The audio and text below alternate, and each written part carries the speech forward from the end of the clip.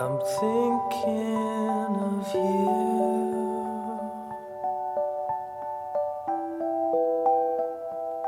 in my sleep,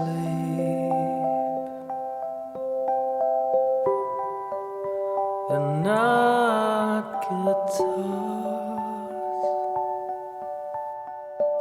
Alors, bonjour à toutes et à tous, moi c'est Armelle, alias Knit with Chocolat, sur Instagram et Ravelry. On se retrouve aujourd'hui pour une nouvelle vidéo, ça fait super longtemps qu'on ne s'est pas vu. La dernière fois c'était en juillet pour la vidéo de présentation du pull Tempête. Alors aujourd'hui j'ai envie de faire un format un peu différent sur mes vidéos. Je pense que je vais arrêter de faire des vidéos focus sur les modèles et je vous les présenterai dans des vidéos plutôt à thème. Voilà, je pense qu'il y aura des vidéos à thème carnet créatif, où je vous parlerai des créations en cours, des créations sorties, et puis des vidéos à thème plutôt pardon, des vidéos à thème plutôt technique, où je vous parlerai spécifiquement de points techniques. Donc là aujourd'hui on va faire une vidéo spéciale jacquard parce que c'est mon obsession du moment, le jacquard, que j'ai pas mal de patrons qui sortent en jacquard en ce moment, et puis c'est la période, hein. En hiver on a envie de trucs doudou et le jacquard c'est même super doudou, super épais. Voilà, et j'ai prévu d'essayer de faire une vidéo. Bon, encore une fois ça dépendra de quand est-ce que j'arrive à trouver du temps. Là j'ai réussi à caser un petit peu de temps, peut-être que la vidéo va être coupée d'ailleurs, je la ferai en 2 temps, on verra. Donc j'ai prévu une autre vidéo sur la gradation. Donc j'ai envie de vous parler un peu spécifiquement de moi. Pardon. Comment j'envisage la gradation. Enfin comment je grade entre guillemets. Et un peu de morpho. Et puis je vous parlerai un peu de littérature. Quels sont les livres qui m'aident. Voilà, et ben on va commencer pour le jacquard. Donc je vais vous parler tout d'abord du patron Riga Collection. Du col qui est sorti il y a bientôt un mois je dirais. Donc, le patron Riga Collection, en fait c'est 2 patrons en un. Il y a un patron de col chauffe-épaule. Je vous avoue que je sais pas à partir de quand on considère que c'est un chauffe-épaule, une capelette, une cape, bref. Donc c'est un col évasé qui arrive à peu près en haut des épaules en fait, hein, pour bien couvrir le cou, et donc le chauffe-épaule, caplette, je ne sais pas. Voilà. Donc qui lui arrive vraiment plus bas sous la poitrine. Alors, ce patron, donc ils sont tricotés déjà en Pénélope de Dererum Natura. Mince, j'ai pas pris de... Ah, attendez.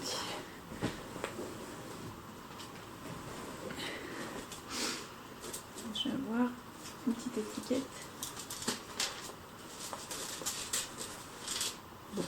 J'ai une pelote. Donc ça c'est le coloris Aurore. Donc c'est un corail je dirais, une orangée de corail. Donc la Pénélope de Dererum Natura c'est une laine DK qui a 90% de mérino d'Arles et 10% de soie. Qui est très ronde, qui est hyper moelleuse, qui est vraiment très agréable à tricoter. Alors elle a de la soie, mais je l'ai quand même choisi pour faire du jacquard parce que c'est autour du cou, donc j'avais quand même envie d'avoir quelque chose qui a un peu de douceur.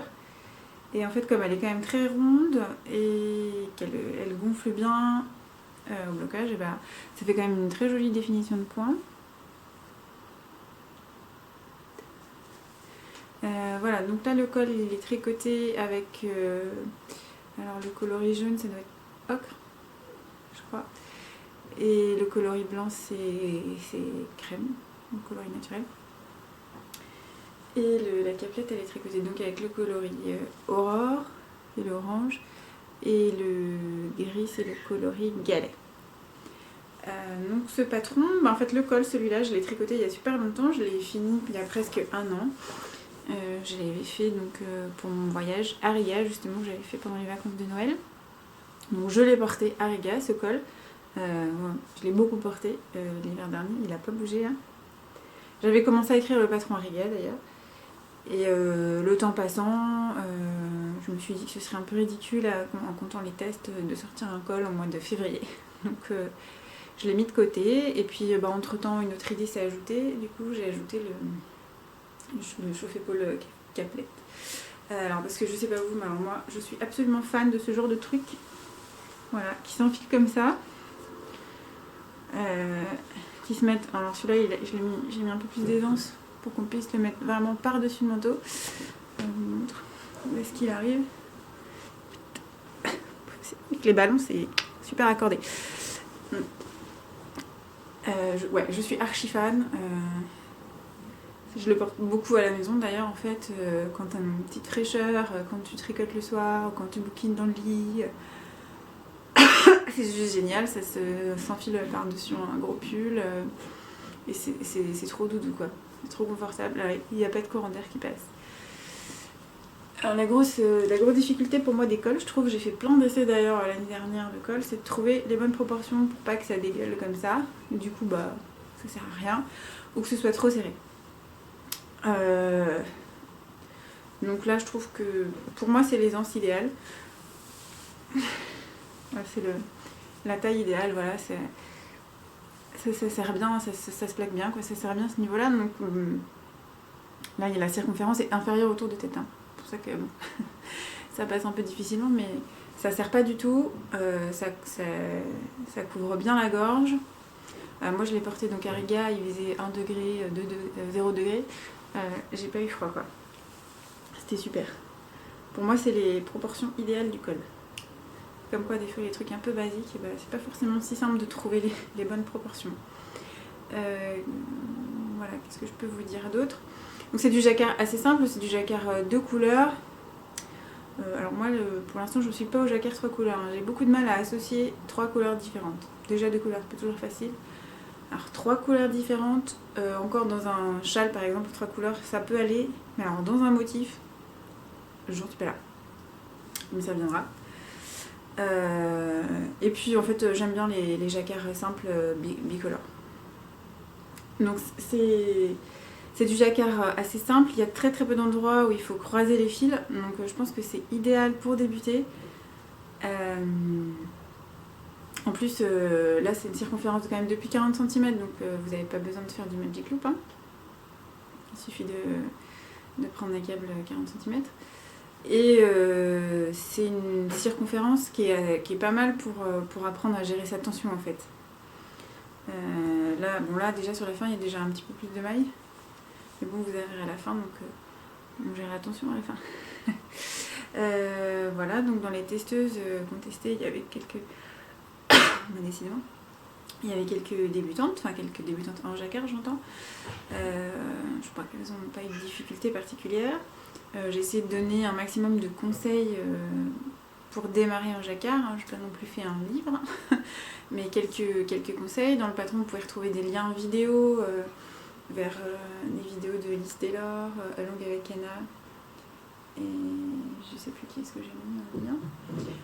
Qu'on fait des vidéos d'introduction au jacquard ou des vidéos sur les points essentiels au jacquard.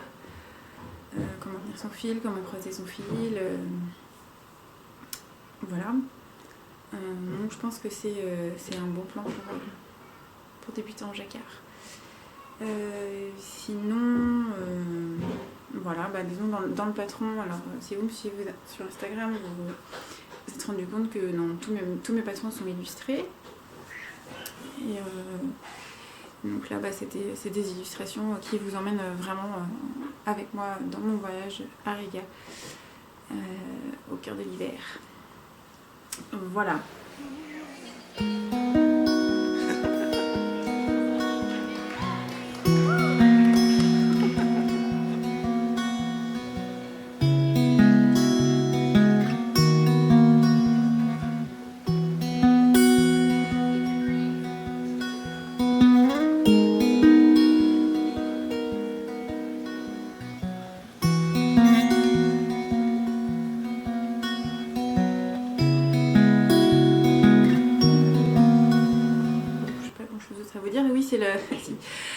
C'est le premier volet de la collection parce qu'en fait, du coup, ça m'a donné plein d'autres idées en tricotant le chauffe-épaule. Je me suis dit que je pouvais pas m'arrêter à juste un col et un chauffe-épaule, c'était pas possible. Qu'en hiver, il fallait un bonnet, des moufles. Enfin voilà. Donc il y a d'autres patrons qui arrivent d'ici même pas un mois d'ailleurs, en décembre. Qui arrivent début décembre. Ça, parfait, ça vous laisse le temps de préparer vos petits cadeaux à glisser sous le sapin. Voilà. Donc on va faire une pause littérature. J'ai envie de vous parler un petit peu des livres, les livres que j'ai moi à la maison sur le jacquard. Alors Langue avec Anna a sorti un livre technique sur le jacquard. Moi je l'ai pas entre les mains, donc je peux pas vous en parler. D'après les retours, je pense que c'est une bonne référence en français pour le jacquard. Moi j'ai surtout des livres en anglais, mais c'est des livres de chartes, enfin de diagrammes. Mais ça donne des idées. Donc le premier c'est Polytechnic Dictionary, mon super accent, de, comment ça s'appelle, Andrea Rangel. Donc il y a une première partie conseil. Oui, alors, vous voyez, mon livre a été gribouillé par mon fils, super. Il y a toute une partie conseil. Donc, voilà, c'est mes enfants, ces artistes. Qui est intéressant, j'ai emprunté pas mal de petits conseils pour vous aider dans le patron. Sur le jacquard, notamment sur la dominance des couleurs, parce qu'on en parle pas mal chez les anglophones, mais pas des tonnes dans la communauté française. Je vous avoue qu'avant de me renseigner, j'avais jamais fait attention. Et là, j'ai pas fait de comparatif, mais par contre, j'ai les moufles là que j'ai tricotées dernièrement en jacquard, j'ai fait attention. Et effectivement, ça fait une belle définition de point. Après, bon, il faudrait faire un test avec différentes laines et sur le même point. Parce que la laine que j'ai utilisée est aussi une laine idéale pour le jacquard et qui gomme facilement les erreurs. Donc, quand on est en vrai scientifique, a priori, il faut reproduire les expériences. Donc, mais bon, pour l'instant, c'est vrai que le rendu est pas mal. Voilà, donc celui-là, en fait, c'est pas mal de... C'est que des diagrammes, en fait, avec des modèles à la fin. C'est intéressant, ça donne une idée de comment on peut faire certains dessins, parce qu'il faut prendre en compte quand on dessine du jacquard que souvent la taille, la largeur de la maille n'est pas la même que la hauteur. Donc c'est pas carré. C'est vrai que on dessine, moi je dessine mes jacquards sur du papier quadrillé, et en fait c'est faux, ça donne une idée un peu faussée de ce qu'on va obtenir. Enfin, ça dépend comment on tricote d'ailleurs. Parce que là, par exemple, je vous dis ça, mais en fait, la laine, la Tartan 3 là, que je tricote en ce moment, j'ai un échantillon de 27 mailles sur 30 rangs. Donc là, on est à peu près sur un truc carré. Globalement, parce que je tricote aussi le jacquard un peu serré, mais globalement, on a quand même, on va dire, un échantillon moyen de 25 mailles sur 32 rangs, par exemple. Donc ça veut dire que votre maille, elle n'est pas carrée. Donc par exemple pour faire un rond en jacquard, il va falloir faire plus de rangs de mailles. Alors des trucs comme ça. Mais du coup de le voir des fois sur certaines formes, ça permet de se rendre compte. Bon et alors, les deux livres de référence pour moi à l'heure actuelle, c'est Knit Like a Latvian. Donc c'est un livre qui a été écrit par une lettonne qui a une boutique à Riga qui s'appelle Hobbywool. Ils sont présents aussi sur certains salons, ils vendent des petits kits en fait pour faire leur mitaine avec un patron et les mini. Autant dire que j'ai fait une radia quand je suis allée dans la boutique parce qu'il y avait de la laine lettonne à 4 € les chevaux avec plein de super couleurs, donc je suis rentrée avec plus d'1 kilo de laine. On a dû racheter un sac. Mais bon, franchement ça aurait été dommage. Bon, je sais pas ce que je vais en faire. J'avais des idées, mais il y a d'autres idées qui sont arrivées entre temps, du coup on verra bien. Ce sera du jacquard, hein, ça c'est sûr. Donc là, c'est que des modèles de moufles avec des motifs traditionnels. Moufles ou mitaines ou décoration de poignet, je sais pas comment ça s'appelle. Alors ça m'a vraiment donné envie de faire les moufles assortis au col. Et je me suis inspirée de ces motifs, même si les motifs que j'ai... C'est mes enfants qui font un peu le bazar à côté. Même si les motifs que moi j'ai reproduits sur le col ne sont pas des motifs forcément traditionnels, ils en sont inspirés. Les formes... Je vais aller voir, je reviens. Bon, ça va, ils ont pas l'air d'avoir tout cassé. Donc j'en étais, oui, les moufletons.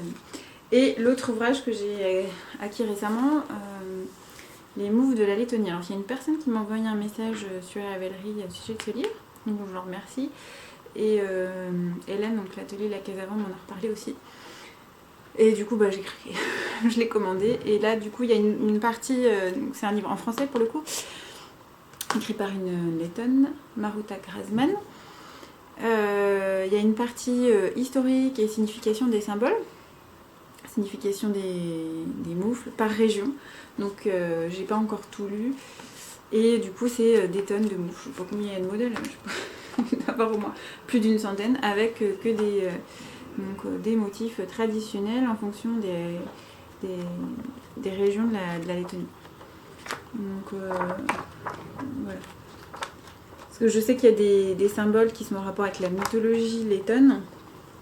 Donc voilà, là il y a la signification des symboles qui sont repris. Voilà, donc ça c'est les livres de référence pour moi en ce moment sur le jacquard. Il y en a plein d'autres. Des livres, j'en ai d'autres mais je ne sais pas sorti, c'est pas grave. On en parlera peut-être une prochaine fois. Mais là c'est des livres de modèles. Donc c'est des livres de Marie Walline. Il n'y a pas que du jacquard d'ailleurs dans ces livres, mais qui sont aussi très inspirants. Là je vais pas vous les chercher. Bon. Et on va maintenant parler donc, du second modèle qui est sorti à l'heure où je vous parle aujourd'hui. Je ne sais pas quand est-ce que la vidéo sera en ligne, mais voilà, il est déjà sorti. C'est une collaboration avec Boucle Laine. Boucle Laine, c'est une marque de laine française qui est située en Bretagne, qui récupère des toisons principalement bretonnes, d'élevage locaux.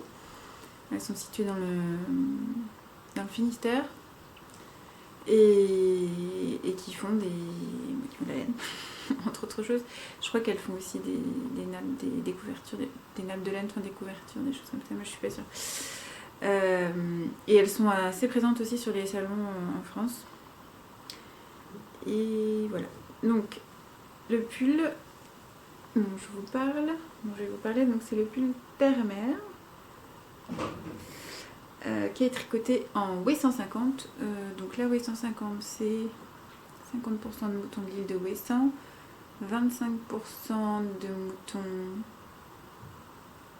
là j'ai un trou, je sais plus. Et 25% de mérino. Bon, bref, je sais plus. Bon, c'est une laine de pays, on va dire. C'est une laine... qu'on pourrait dire rustique, même si rustique, je trouve pas que ce soit un mot approprié. Donc c'est une laine super pour le jacquard. C'est une laine sèche, c'est une laine cardée sèche, qui gonfle super bien au blocage. Alors moi personnellement, je suis pas très sensible. Je l'ai portée juste avec un débardeur en dessous, ça m'a pas du tout gênée. Elle est sèche, c'est vrai, mais pour moi, elle gratte pas. Après, c'est les sensibilités de chacun. Et je pense qu'elle va comme beaucoup de laine de pays, elle va s'adoucir avec le temps. Et puis en plus, elle est très très chaude, vraiment. C'est l'avantage des laines de pays et des laines cardées de temps, c'est que des laines qui contiennent de l'air, donc déjà, elles gonflent beaucoup au blocage. Et en plus, les laines qui sont aérées, je sais pas si c'est qu'on dit, contiennent de l'air, elles sont plus chaudes parce qu'il y a de l'air qui va se stocker à l'intérieur de la fibre et qui va se chauffer. Donc ça fait une source de chaleur meilleure qu'un mérino classique hyper retordu en fait. Et puis je l'ai porté pendant 1 heure quand j'ai fait les photos, j'avais vraiment chaud.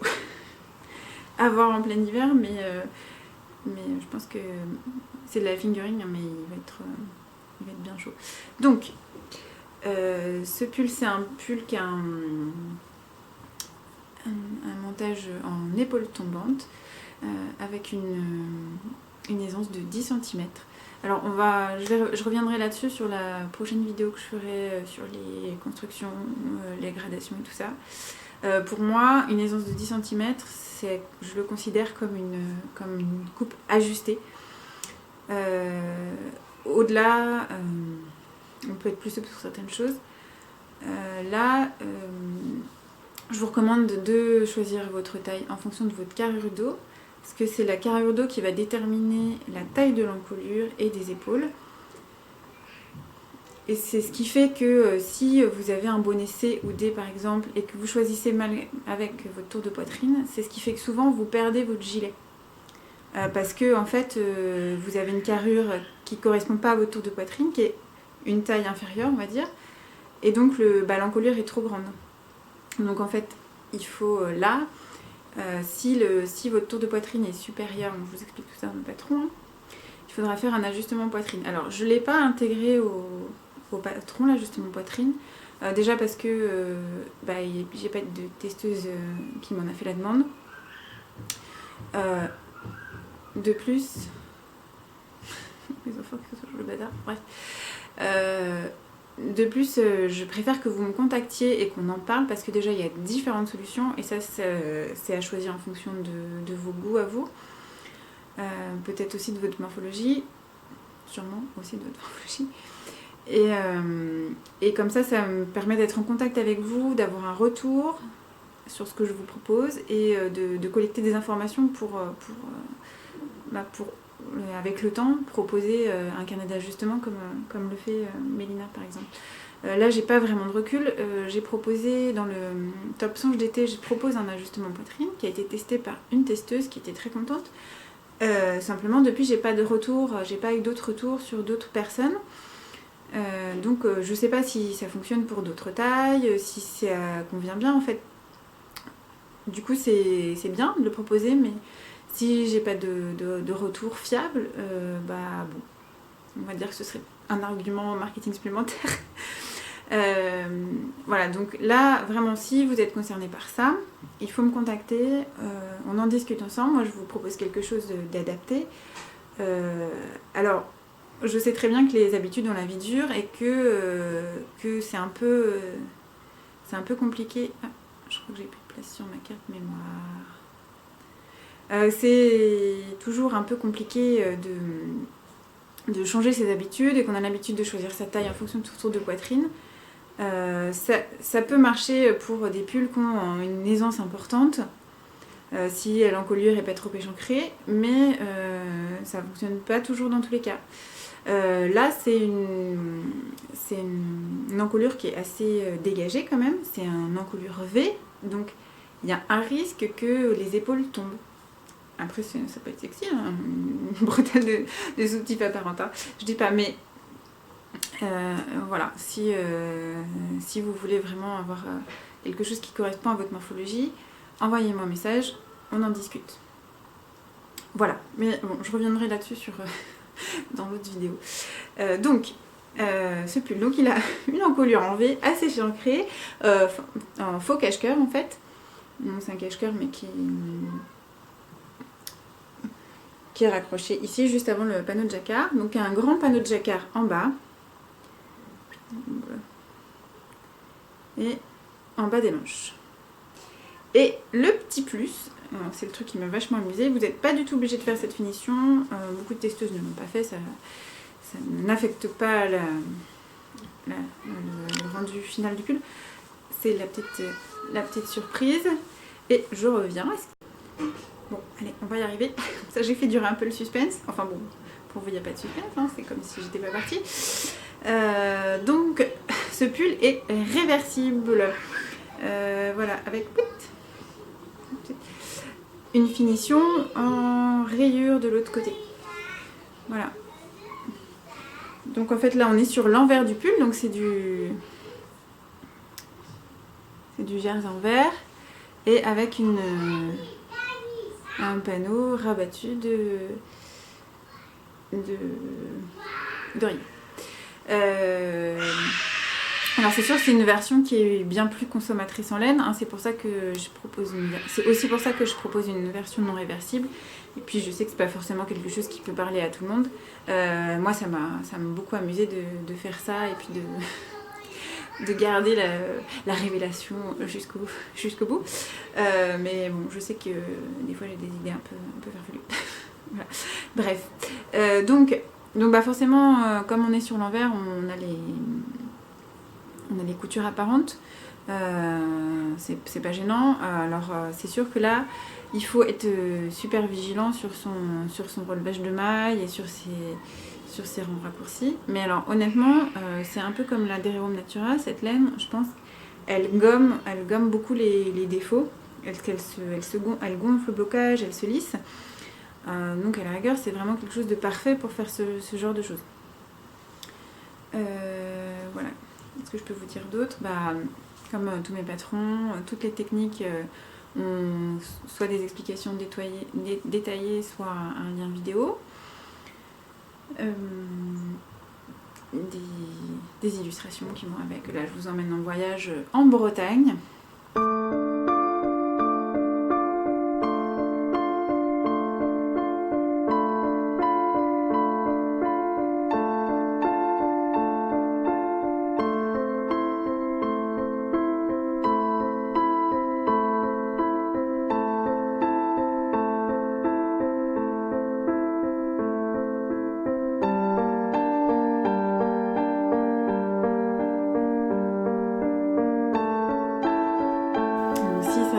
Terre-mer, c'est parce que le jacquard c'est l'inspiration de la terre, puisque c'est inspiré des broderies, des bigoudins, des plastrons. Les hommes et les femmes avaient des gilets avec des plastrons, souvent ocre, dorés, avec des très belles broderies très, très circulaires. Je sais pas comment dire, c'est plein de cercles partout. Donc j'ai essayé de reproduire ça. Et donc la mer, c'est pour les rayures et le côté marin. J'ai aussi écrit il y a un autre diagramme un peu plus court, en fait, qui fait comme ça, pour une version vraiment crop qui s'arrête à la taille. Après, vous pouvez adapter le patron comme... Alors... J'espère que cette fois on ne sera plus dérangé. Bon, de toute façon, j'ai bientôt fini. Oui, ce que je voulais vous dire, c'est que vous pouvez l'interpréter comme vous le voulez. En fait, vous pouvez aussi très bien juste le faire à l'endroit et au lieu de faire le jacquard, faire des rayures comme une des testeuses l'a fait. Vous pouvez faire juste une bande. Je le remets à l'endroit. Vous pouvez juste faire une bande plus fine, puis prolonger en dessous le corps comme une autre testeuse l'a fait. Vous pouvez aussi, si vous avez envie d'avoir un peu plus long, parce que là il arrive un peu au-dessus des hanches, prolonger un peu le jersey juste après avoir réuni les deux devants avant de faire du jacquard, puis faire une bande de jacquard plus courte par exemple. Enfin voilà, il y a plein de choses à faire, hein. Après c'est à vous de l'interpréter. Moi j'ai plein d'autres idées, je pense que comme tous les autres patrons je vais sûrement rajouter des hacks, enfin pas vraiment des hacks mais des variantes au fur et à mesure, parce que j'ai plein d'idées et que c'est frustrant des fois de les laisser de côté, surtout quand c'est des hacks, c'est des choses qui sont faciles à mettre en place. Enfin, j'ai pas de gradation à refaire, des choses comme ça. C'est juste vous donner des idées de variantes. Et bien sûr, comme tous mes modèles fonctionnent en collection, il y aura d'autres modèles dans la même collection, d'autres pièces. Voilà, j'ai prévu un bonnet qui devrait arriver en janvier et peut-être un gilet. Faut voir. On m'a mis au défi aussi de créer un patron pour homme. Bon là, je sais pas trop si je vais relever le défi parce que mon homme à moi, il met du triple XL. Il a tout le temps chaud. Donc en plus, je peux pas du tout lui tricoter un pull en décap pour que ça aille plus vite.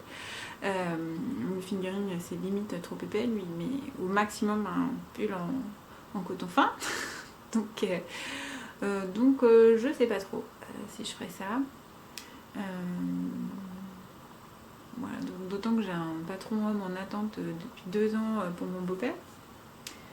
Bon, on verra, mais bon, ce sera ajouté au fur et à mesure, hein, on n'est pas limité dans le temps. Voilà, bah écoutez,